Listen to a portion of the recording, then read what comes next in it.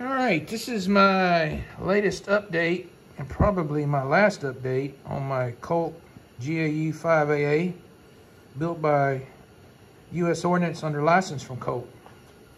I bought this rifle maybe 3 or 4 years ago from a local gun store. And you know how local gun stores can be pretty dimly lit. When I got it home and got it under a bright light, I noticed several things I did not like. For starters, the front sight block was F-stamped. I don't think they F-stamped front sight blocks in 1970. I also noticed some serious cosmetic imperfections in the upper receiver. What particularly disturbed me about that was that I saw the same exact cosmetic imperfections in other rifles I saw in pictures on the internet. Also, the front sight block was canted.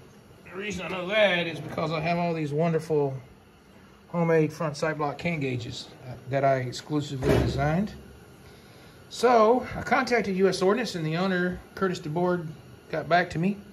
He apologized for it. He explained to me he got through QC because his regular armor had recently died. Told me to ship it back. He'd fix it same day. He sent me a shipping label. I sent it to him.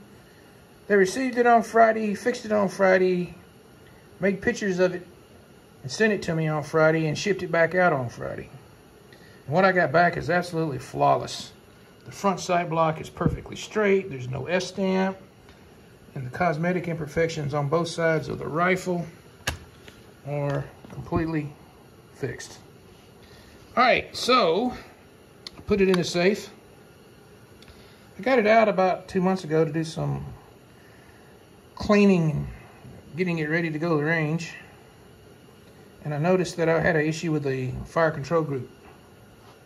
So I emailed Curtis DeBoard, and he sent me the correct part that I needed. And now the fire control group is perfect. While I was waiting on that part, I also noticed my rear buffer tube was canted quite a bit, because I have one of these big green jigs. So I busted the receiver extension nut loose and straightened up the cant. There was no grease or oil on the threads. While I was at it, I put on a new nut because the one on there, whatever tool they used, kind of slightly egged out the hole. And now that is absolutely perfect. Now I know what you're going to say. You shouldn't have to do all this work on a $2,500 gun. Yeah, I'd agree. But I didn't mind doing it. I enjoy working on my rifles, and I got all the best tools to do this kind of work. And now it's just perfect and flawless, and it's probably my favorite rifle in my entire collection. I cannot thank U.S. Ordnance enough. The customer service was amazing. Curtis DeBoard told me he built these rifles because he wanted to keep the history of them alive. And if it wasn't for Curtis DeBoard, we wouldn't have the M16A1, XM16E1, the XM177E2. All three of those in my collection are flawless and perfect. So I'd like to say thank you, U.S. Ordnance. What an amazing and beautiful rifle. He also told me he's got some new stuff about to come out and be released soon. I'm not going to say what, because he didn't say I could or could not tell, so I'm not. But this is amazing. Colt should stamp all their lures. I don't care if it costs more. Colt fanatics would pay it. What a beautiful roll stamp.